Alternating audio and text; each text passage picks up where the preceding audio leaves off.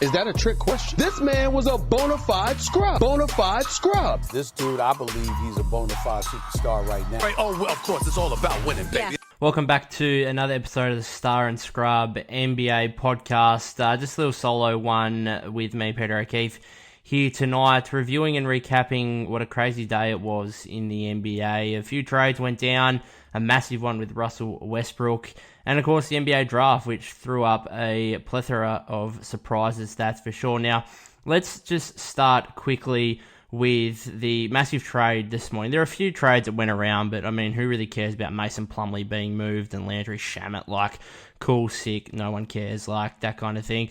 The big one though, Russell Westbrook to the Los Angeles Lakers. It was a strange one because I woke up this morning. I guess the first domino to fall was Montrezl Harrell opting into his contract for next season, which then meant that he was expendable or movable from a Lakers perspective. Now, the first reports, I think, coming from Woj were that they're actually looking to send him and Kyle Kuzma to the Kings for Buddy Hield, and then quickly that shifted to him being moved along with Kuzma, along with Kentavious Caldwell-Pope, along with pick 22 in the draft that we just had, for Westbrook, 2024 second round pick, 2028 second round pick as well. So Russell Westbrook to the Los Angeles Lakers, forming, I guess, a big three with LeBron James and Anthony Davis. Now, my immediate reactions is that, I guess the first thing is Anthony Davis has got to learn to play at the five, because just the shooting aspect of this team is, I mean, your most consistent knockdown shooter was probably KCP, and he's now out the door. You know, they're really going to have to get someone in free agency. They're going to have to get 1, 2, maybe 3 elite perimeter shooters, because you cannot go into next season with Russell Westbrook, LeBron James, Anthony Davis, and another big, and you know, a non-stretch the floor center in that as 4 or 5 starters. Like, you just can't do that. There's just not enough shooting there. As good as LeBron and AD are, and I'm just fascinated by the fit there with the fact that LeBron is best when he's basically playing as the primary ball handler, as the point guard as such, and driving to the rim where he's near on unstoppable. And when he is, it's because, you know, teams throw 2 or 3 bodies at him, and then he's so good at finding the guys on the outside. Like, Russ isn't that kind of guy that he's just going to sit on the perimeter and knock down shots. That's not Russell Westbrook. Now, Russ isn't in his prime anymore. We agree to that. I think most people would respect that, but he's still a really good NBA player. Let's be honest. He's still got the capability of averaging a triple-double, but the thing, Russ was never an elite perimeter shooter, but he was a really good mid-range guy, and he could occasionally, stretch out and hit a few 3 balls each game. But I think that part of his game's really gone downhill in the past couple of seasons. That ability to, knock down the 3-point shot to get to his spot in the mid-range and knock those down. I think that's where his game has kind of gone downhill a little bit. I think he's probably not as explosive as he was in his prime, obviously, but he's still an explosive athlete that can get to the rim. We know he can dish the ball and get assists. We know he can still rebound the ball and average that triple-double, I guess. But shooting-wise for the Lakers, they're going to need to do some serious work in free agency, and that's why I think fit-wise, now, yes, Russell Westbrook's a better name on paper. He's a better player overall, but from a fit point of view, I thought Buddy Hield would have been a great selection or a great trade target for the Los Angeles Lakers, because he's a guy that you can plug on the perimeter, who can knock down the open 3 ball when LeBron drives into the paint and whatnot. So, super fascinated to see how that works out. 3 guys or 2 guys in LeBron and Russ that are aging and are not necessarily in their primes anymore, and then an Anthony Davis who is unwilling to play at the 5 spot and is also quite injury prone. Let's be frank with that. So super interested to see what happens with the Lakers over the next week or so come free agency. And I don't know, as I said, I think Buddy Hield would have been a better fit. There was talk obviously of Kyle Lowry and potentially DeMar DeRozan. I thought Kyle Lowry would have been the perfect type for the Lakers, a guy that could be a secondary, ball handler and playmaker to LeBron, but could also play off the ball and knock down open threes from LeBron's dishes, that kind of thing. So I think he would have been a perfect fit. I'm not sure, they obviously can't get Lowry and DeRozan now. I'm not sure if there's some kind of sign and trade they can do for Dennis Schroeder, because that's the other thing. I mean, with Russ coming in, that means Schroeder's basically gone, whether they can get a sign and trade for him and open up that salary spot and still have another player in there that's commanding $20 million a season. It seems unlikely. Those kind of sign and trades of free agents are pretty rare kind of thing. I guess the Warriors have that same situation with Kelly Oubre Jr. Coming up in this free agency period. So we'll wait and see on that. But they don't have a lot of coin to go out and spend too much money, that's for sure. We'll just wait and see, I guess, what they can get. But shooting is what the needs are for the Lakers going into this free agency window. So we'll just wait and see and reevaluate, I guess, in a couple of weeks once that roster fills out. But yeah, a crazy start to the morning with that Russell Westbrook news, that's for sure. Let's jump into the drafts. Let's just go with the lottery picks, and then I'll name a few others that kind of slid that I like in the latest selection. So, pick 1, the Detroit Pistons took Cade Cunningham. That was an obvious choice. We talked about it last episode and his kind of style of play and whatnot.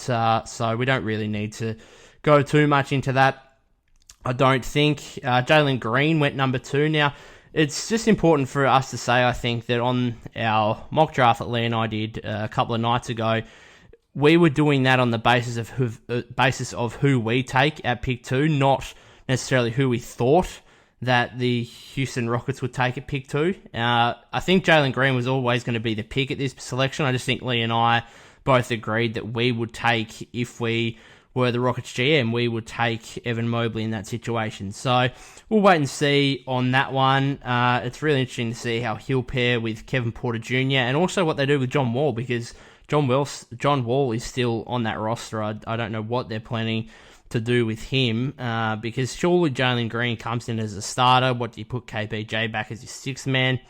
I don't know what the fit is like there, but we spoke about Jalen Green and how good a player and how good a scorer he can become at the NBA level. At the 3rd pick in the draft, we obviously had the Cleveland Cavaliers, and they took Evan Mobley, who Lee and I had at number 2 in our mock.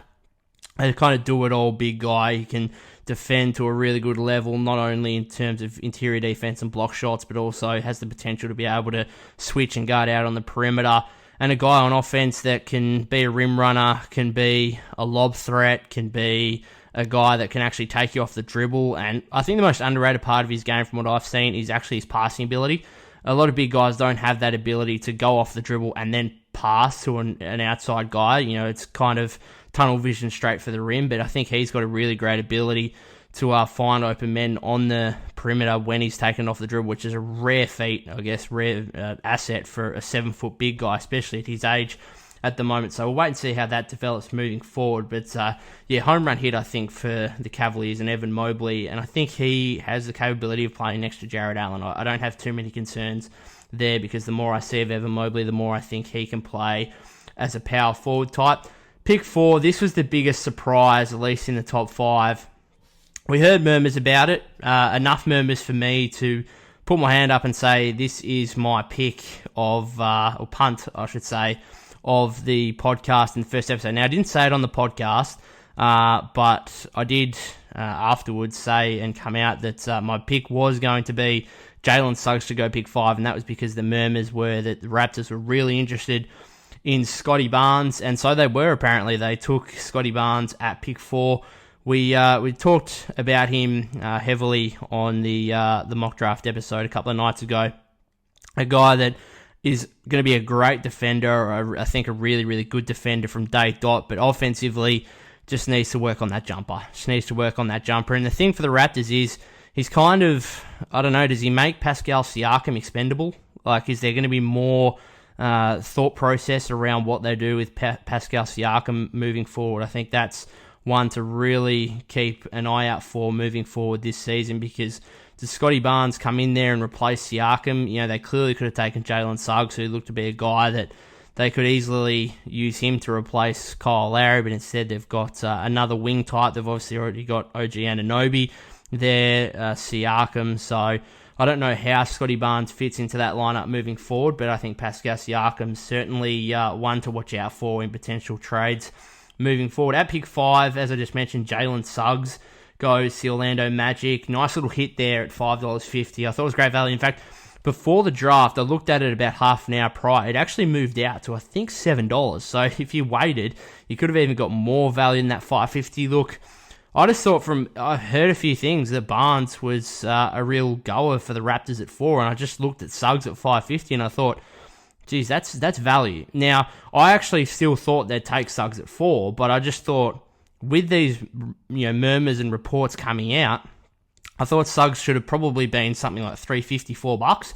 So for him to be $5.50 and then even prior to the draft move out to $7, I thought was great value. I know I had a mate who chucked a reasonable bit of cash on it. I had a guy message me this afternoon thanking me for the pick because he put some a fair bit of dosh on it.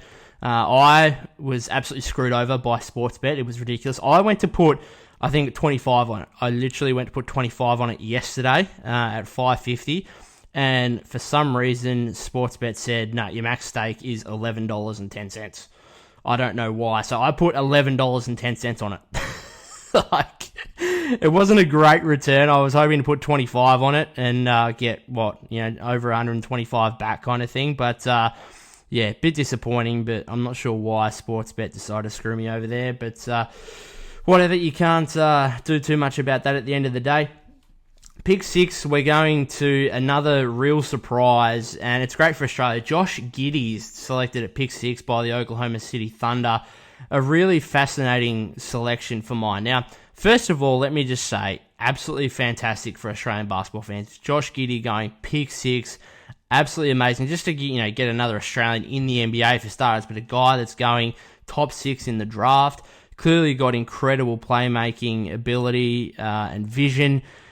We hope that he can continue and develop into a all-star caliber player, and he's a guy, the Boomers are obviously playing at the Olympics at the moment. He was really close to making this team, and you just project forward to even, 3 years' time is the next Olympics. He can potentially be the starting point guard. Ben Simmons is hopefully there as well. Giddey, Matisse Thybulle, Patty Mills is still going to be around. You look at how well we're going at the moment, 2-0 in these Olympics, and you add Giddey, a more developed Giddey into this mix. You add potentially Simmons into this mix. Wow, what an exciting time for Australian basketball. Now, if you're an Australian fan or you're a really major fan of Josh Giddey, maybe just skip forward the next 2 minutes because I'm going to get slightly negative. I don't get the selection. It's great for Australian basketball, don't get me wrong, but if I take my rose-coloured Australian glasses off and look at it from a purely analytical point of view with non-Australian bias, I just don't really understand the selection. To me, there was no one basically apart from Australian fans and no one apart from the Oklahoma City Thunder that had Josh Giddey this high on their draft board. I go and find one on the internet. Go and find one from a respected NBA reporter, draft analyst, whatever it is, and find me where Josh Giddey's going 6 in the draft.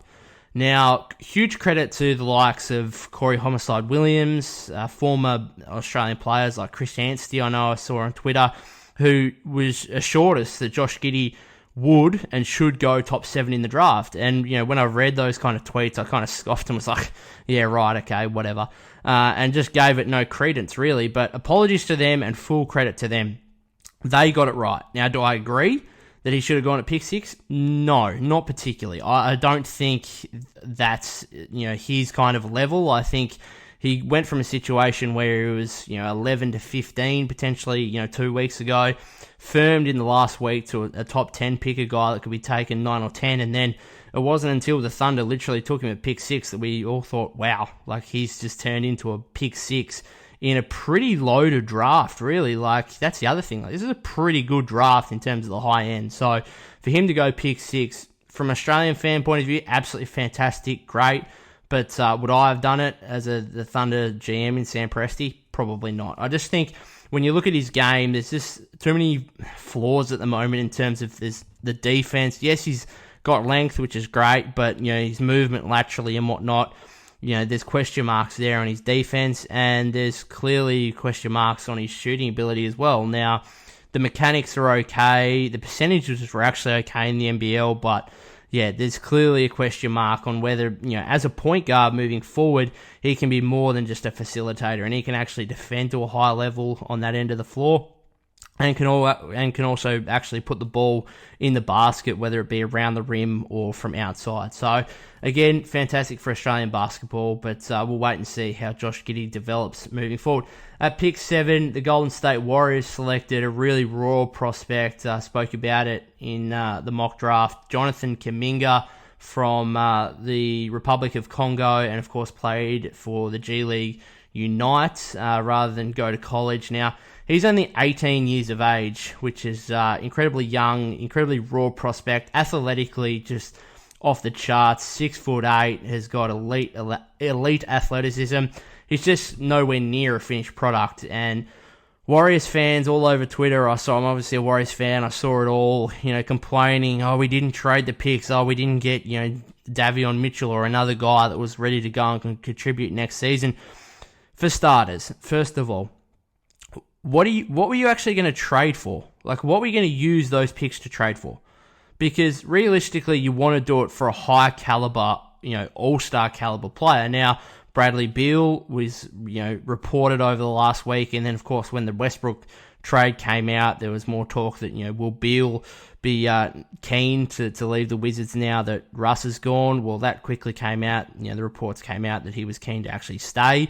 And the other one that came out was the asking price for Ben Simmons from Philadelphia GM Daryl Morey, who apparently actually rang the Warriors himself and said, here's Ben Simmons, now in return can I have Andrew Wiggins, James Wiseman, picks 7, 14, and 2 future first-round picks. And of course, Bob Myers hung up the phone and laughed his way out of the room, I guess, because that's a horrific trade proposal from Daryl Morey. I guess I understand it. You're trying to get as much as you can for Ben Simmons, but what was he pretending that Bob Myers just completely missed the playoffs? I don't know. That was clearly what he was going for, because that trade just made little sense to the Warriors, obviously. It made little sense to any kind of basketball fan that knows anything about the game, because it's really ridiculous. So, I mean, what were the Warriors actually trading those picks for? There was just no one available.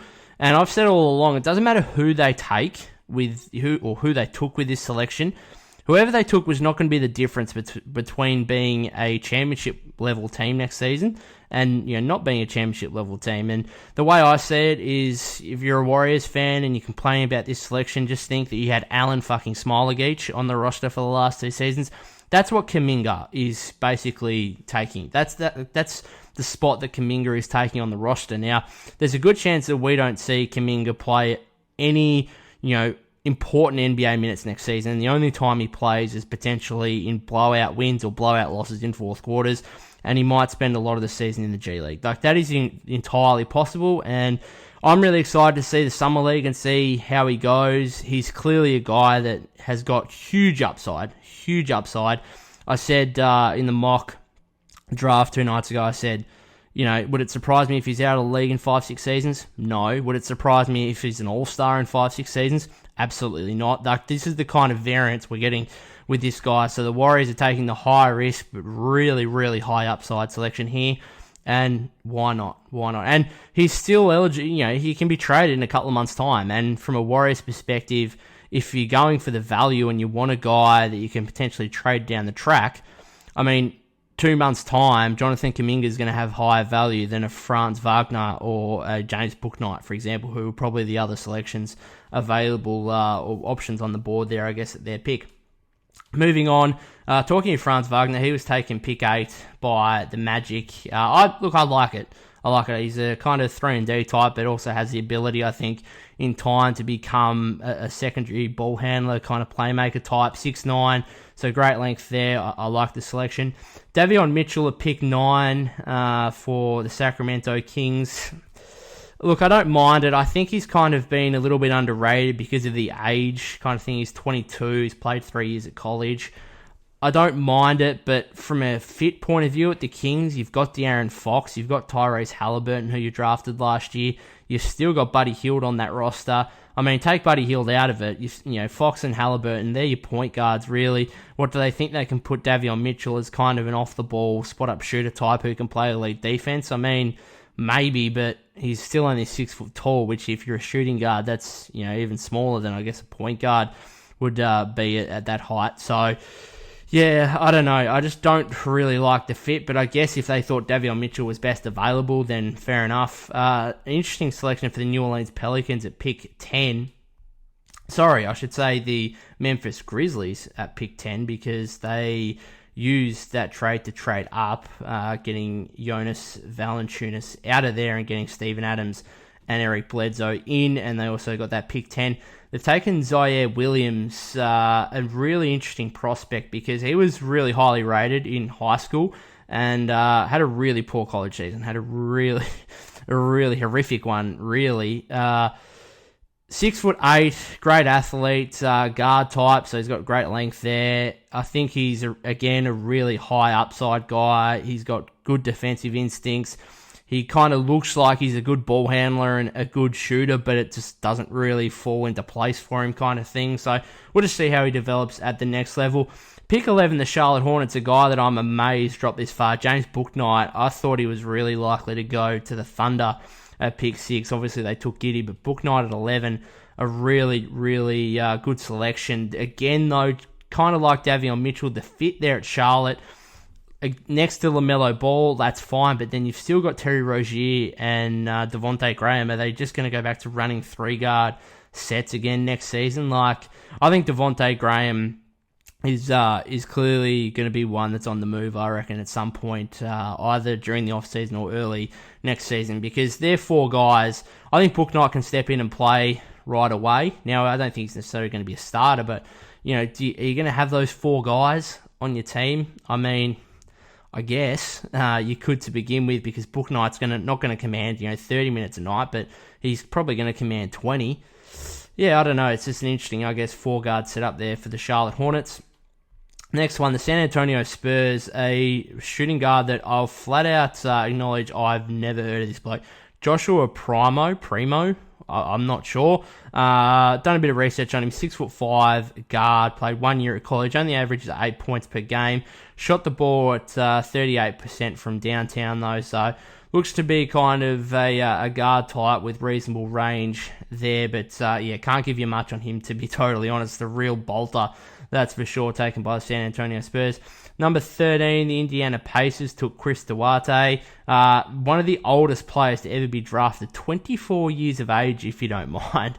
So he's a ready-to-go type, that's for sure. At least he should be. But a really nice selection, I think, for the Pacers. Another wing type at 6'6", can defend, can shoot the 3 ball. So he should be ready to go and get significant minutes come next season. At 14, the Warriors again on the board. They took Moses Moody. From a Warriors standpoint, I probably almost like this pick more than Jonathan Kuminga, to be honest. There were reports and murmurs that the Warriors were actually looking at Moses Moody at pick 7, so for him to drop to 14 and be able to take him there is really exciting. 6'6", so reasonable length, but got a 7-foot wingspan, which is absolutely fantastic. Going to have an ability to defend on the perimeter. A really reasonable 3-point shooter, about 36% in his 1 year at Arkansas. 16.8 points per game, 5.8 rebounds. Good free throw percentage. He probably needs to up that field goal percentage a bit, but that'll come in time. So I think a great selection for the Warriors at pick 14. A guy, I just said before that Kuminga's probably not going to be someone that comes in and commands minutes straight away. He could play in the G League quite a lot next season. I think Moses Moody's a guy that can come in and give you 15, 20 minutes off the bench every night and be kind of a 3-and-D type as we move forward next season. Last couple we'll go through here. This is not the lottery as such, top 14, but Corey Kispert, another 3-and-D small forward type, went to the Washington Wizards, and Alperen Sengun went to the Oklahoma City Thunder, I think, at pick 16. So, sorry, actually, he got traded, I should say, to the Houston Rockets.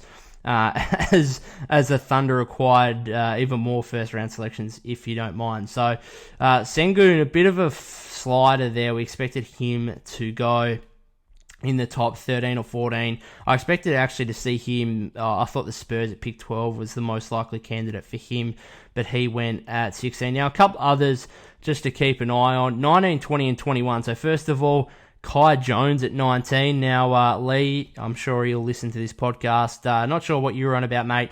Had him going pick 8 in our mock. He's gone at 19. I hope no one jumped on Lee's little Kai Jones to be drafted in the top 10 bet, because that was nowhere near it. 19, he went to the Knicks, I think. Or did that get traded?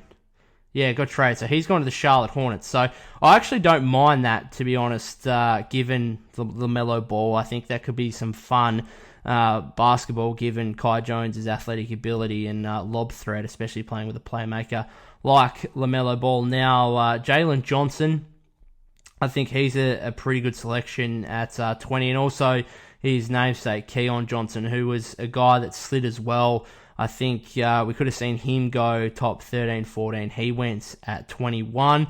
And then another guy just to finish off with, down the bottom, I'm really amazed that Sharif Cooper went pick 48 to the Atlanta Hawks, if you don't mind. He was a guy that was projected to go kind of top 25. So for him to go 48, a great get there for the Hawks to get another point guard to hopefully back up Trae Young, hopefully in a few years. But apart from that, that will end our kind of draft review and recap and a few thoughts on the selections. And of course, the Russell Westbrook trade. Let us know on social media what you made of the draft, and of course what you made of the Russell Westbrook move from the Washington Wizards to the Los Angeles Lakers. Last thing, a bit of a shout out to our man Will Haywood, who has got on board and done a bit of graphic design stuff for social media. So just a shout out to him, and thanks for all his hard work and time that he's putting into that. But other than that, guys, thanks for listening to the second episode